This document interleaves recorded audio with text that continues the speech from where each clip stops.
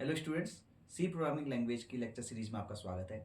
आज के इस लेक्चर में हम पहले तो एक सिलेंडर का वॉल्यूम निकालेंगे जिसमें हम जो इनपुट्स होंगे यूजर से मांगेंगे, और दूसरा इसी प्रोग्राम को यूज करते हुए हम प्रिंटफ और स्कैनफ फंक्शन को थोड़ा और डिटेल में समझने की कोशिश करेंगे।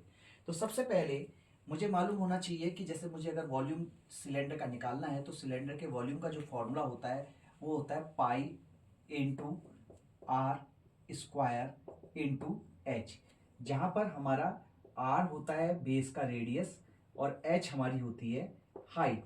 तो ये फॉर्मूला हमें पहले मालूम होना चाहिए, तभी हम इसको समझ पाएंगे कैसे कि हम वॉल्यूम निकालते हैं। तो ये हमारा सिलेंडर है, इसका वॉल्यूम अगर मुझे निकालना है तो पाई यहाँ पर हमारा फिक्स होता है जिसकी वैल्यू होती है 3.14, और आर हमारा यहाँ पर होता है रेडियस जिसको हम स्क्वायर लेंगे यहाँ पे जिसका, और एच होती है हमारी सिलेंडर की हाइट। तो ये फॉर्मूला अगर हमें मालूम है तो हम आगे को प्रोसीड करेंगे। अब देखिए इसमें क्या है, यहां पर आपको ये फॉर्मूला पता है, इसमें दो पार्ट हैं, एक है आपका लेफ्ट हैंड साइड और एक है आपका राइट हैंड साइड। कभी भी आप ध्यान रखिए, आप किसी भी फॉर्मूले को देखने के बाद ये कंक्लूजन निकालिए कि आपको क्या क्या चीजें गिवन है और क्या चीजें हमको यूजर से मांगनी है और क्या चीज हमें कैलकुलेट करनी है। ये तीन चीजें हम अपने प्रोग्राम में कैलकुलेट करेंगे कि हमें गिवन क्या है। जैसे अगर गिवन की बात करूं तो हमारे पास पाई की वैल्यू गिवन है ऑलरेडी जो हमें मालूम होती है, और अगर हम बात करें रेडियस की तो रेडियस हमें पूरे प्रोग्राम में कहीं पर भी नहीं दी गई है, तो रेडियस हम यूजर से मांगेंगे। और ऐसे ही हाइट भी हमें कहीं पर नहीं दी गई है, तो ये हाइट भी हम यूजर से मांगेंगे। तो जनरली आप अगर देखेंगे राइट हैंड साइड में लिखी हुई चीजें अगर वेरिएबल की फॉर्म में लिखी हैं तो उनकी वैल्यू हम यूजर से मांगेंगे, और लेफ्ट हैंड साइड में लिखी हुई वैल्यू को हमेशा हम कैलकुलेट करेंगे। तो ये हमें पहले हमने एक फॉर्मूला देख लिया, अब हमने देख लिया कि यूजर से हमें क्या क्या लेना है। आर स्क्वायर, आर की वैल्यू और एच की वैल्यू हमें यूजर से लेनी है, पाई की वैल्यू हम खुद से लेंगे। अब यहां पर हम अगर देखें हमारे पास मिक्स डेटा टाइप का यूज है, यहाँ पे हम इंटीजर भी इसमें डेटा टाइप यूज करेंगे और हम फ्लोट डेटा टाइप भी यहाँ पे इसमें यूज करेंगे। तो सबसे पहले मैं यूजर से आर और एच की वैल्यू मांगूंगा। तो सबसे पहले मैंने प्रोग्राम स्टार्ट करता हूं लिखना। मैंने यहाँ पे लिखा इंट मेन, और फिर मैंने वेरिएबल्स भी यहाँ पे, तो मैं ऐसा करता हूं इंटीजर ले लेता हूं आर और एच, और उसके बाद वॉल्यूम मैं जो लेता हूं उसको ले लेता हूं फ्लोट टाइप का। तो यहां पर हमारे पास अब बात आती है पाई की। तो पाई क्योंकि एक ऐसी वैल्यू है जो हमें पहले से नोन है, तो हम चाहे तो पाई की डायरेक्ट वैल्यू को अपने प्रोग्राम में यूज कर सकते हैं, या फिर हम एक वेरिएबल ऐसे ही फ्लोट की जगह एक वेरिएबल और लेंगे और उस वेरिएबल में वो वैल्यू 3.14 स्टोर कराएंगे, और जहां पर भी मुझे 3.14 लिखना होगा मैं उस वेरिएबल को यूज कर लूंगा। तो जनरली अभी हमें एक वेरिएबल एक्स्ट्रा लेने की जरूरत नहीं है क्योंकि हम डायरेक्टली उस वैल्यू को यूज करेंगे।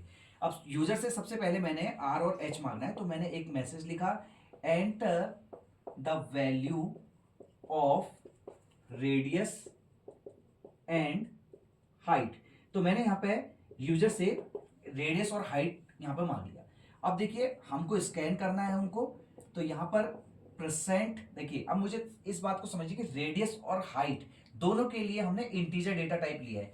तो मैंने आपको प्रीवियस वीडियो में बताया था कि जब भी हम इंटीजर डेटा टाइप लेते हैं तो हम फॉर्मेट स्पेसिफायर यूज करते हैं परसेंट डी, क्योंकि अब मुझे दो वेरिएबल रीड करने हैं रेडियस और हाइट, तो मैंने यहाँ पे दो बार फॉर्मेट स्पेसिफायर परसेंट डी लिया है।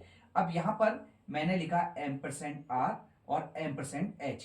ये भी मैं आपको बता चुका हूं कि हमें स्कैनफ फंक्शन में जिस भी वेरिएबल में वैल्यू रीड करनी होती है उसका हमें चाहिए होता है एड्रेस। तो एड्रेस लाने के लिए हमारे पास एड्रेस ऑपरेटर होता है एम्परसेंड। तो ये एम्परसेंड जब मैं लिखूंगा तो रेडियस का एड्रेस और हाइट का एड्रेस, ये वेरिएबल जहां पर भी आपके रैम में स्टोर है, मान लीजिए आर वेरिएबल है कहीं रैम में स्टोर और एच वेरिएबल है, तो इन वेरिएबल का एड्रेस मुझे यहाँ पे मिल जाएगा स्कैनफ को, और स्कैनफ उस एड्रेस पर वो वैल्यू स्टोर कराएगा जो यूजर ने डाली होगी।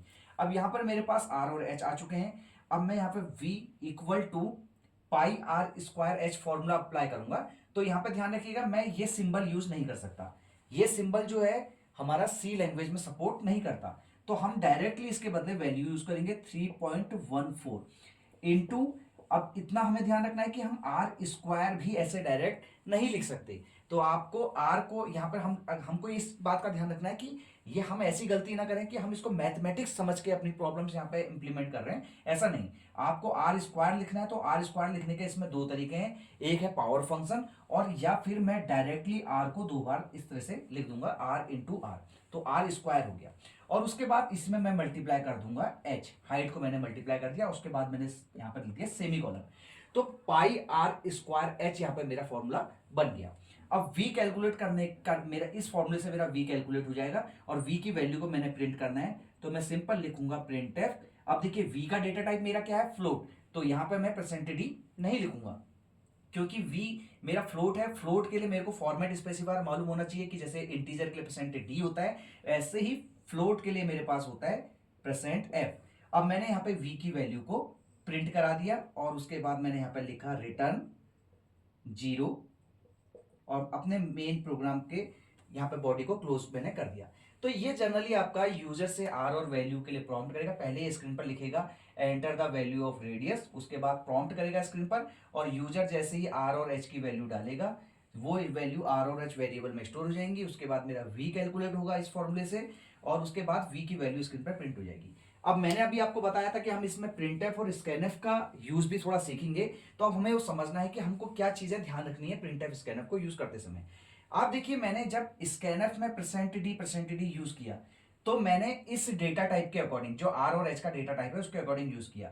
मान लीजिए आर और एच यहाँ पे मेरे फ्लोट डेटा टाइप के होते तो फिर मैं यहाँ पे परसेंट एफ यूज करता। मान लीजिए मेरा रेडियस इंटीजर होता और हाइट मेरी फ्लोट होती तो मैं यहाँ पे परसेंट डी और परसेंट एफ यूज करता। तो ये फॉर्मेट स्पेसिफायर आपको, पहला तो इसका जो काउंट है, अगर जितने फॉर्मेट स्पेसिफायर है इसका काउंट जो है वो आपके यहाँ पे नंबर ऑफ वेरिएबल से मैच करना चाहिए। अगर दो फॉर्मेट स्पेसिफायर मैंने यूज किए हैं तो यहाँ पर भी आपके दो वेरिएबल होने चाहिए।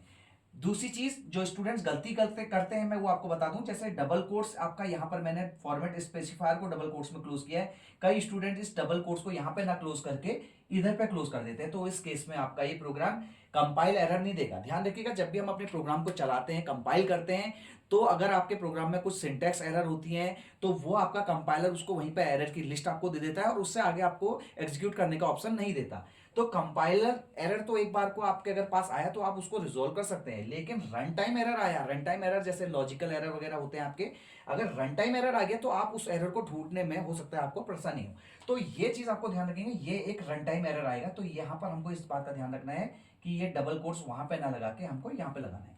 अब बात आई कि मैंने यहाँ पे परसेंट डी के बीच में देखिए कोई भी स्पेस मेंटेन नहीं किया है, ना मैंने कोई कॉमा लिखा है। तो जनरली स्टूडेंट क्या गलती करते हैं, यहाँ पर फॉर्मेट स्पेसिफायर लिखते हैं परसेंट डी और इनके बीच में या तो स्पेस छोड़ देते हैं या कॉमा छोड़ देते हैं या हाइफन लगा देते हैं। तो इस तरह की हमें गलती नहीं करनी। आपको यहाँ पर डबल कोट्स के अंदर ना कोई स्पेस ऐड करना है ना कोई कॉमा ऐड करना है, कोई भी अननेसेसरी आपको सिंबल यूज नहीं करना है जब तक कि आपको उसकी जरूरत ना हो। जरूरत से मेरा मतलब, सपोज करिए मैंने यहाँ पे इसके बीच में स्पेस दे दिया, मैंने scanf percent D space percent D लिख दिया, तो आपको इस बात का ध्यान रखना पड़ेगा कि जब आप इनपुट दे रहे होंगे, इनपुट जब यूजर मांग रहा होगा तो आपको उसमें इनपुट देते समय भी, मान लीजिए मैंने 5 और 6 से डालना था तो मेरे को 5 स्पेस 6 इस तरह से मुझे उसी फॉर्मेट में इनपुट डालना पड़ेगा। इसीलिए इनको फॉर्मेटेड बोला जाता है। यहां पर एफ का मतलब होता है फॉर्मेटेड, प्रिंट में भी एफ का मतलब फॉर्मेटेड और स्कैन में भी एफ का मतलब फॉर्मेटेड होता है। यानी कि हम फॉर्मेट, एक हमारा इनपुट और आउटपुट का फॉर्मेट यहां पर हम डिसाइड करते हैं। तो यहां पर देखिए जब मैंने स्पेस अगर यहां पे दे दिया तो मुझे इनपुट में भी स्पेस देना पड़ेगा। अगर मैं यहां पर कॉमा दे देता हूं तो मेरे को आर और एच की वैल्यू जो मैं रन टाइम पे दे रहा हूं वो भी मुझे कॉमा में देनी पड़ेगी। तो आपको तो मालूम है एक बार को कि आपने स्पेस दे के यूज किया स्कैनएफ या आपने कॉमा दे के यूज किया है, लेकिन जो यूजर के पास ये प्रोग्राम जाएगा रन होने के लिए, हो सकता है उसको ये बात मालूम ना हो, तो वो हो सकता है सीधे 5 डाले, एंटर दबाए 6 डाले, तो ये प्रॉब्लम वहां पर क्रिएट कर सकता है। तो इस बात का हमें ध्यान रखना है पहली बात। दूसरा, हम जो लोग जब प्रिंटएफ को यूज करते हैं तो प्रिंटएफ में जैसे मैंने देखा आपने कि मैंने जब जस्ट केवल परसेंट एफ यूज किया है उसके बाद वी प्रिंट किया है, तो ये आपका सिंपल प्रिंट करा देगा वी की वैल्यू को। तो हम अगर चाहते हैं कुछ अपने फॉर्मेटेड वे में प्रिंट करना, जैसे मैं चाहता हूं कि द वॉल्यूम, मैं इस तरह से प्रिंट करना चाहता हूं the volume of cylinder is, जो भी मेरा आंसर है तो मैं इस तरह से प्रिंट करना चाहता हूं, तो इसको हम थोड़ा सा यहाँ पे चेंज करेंगे।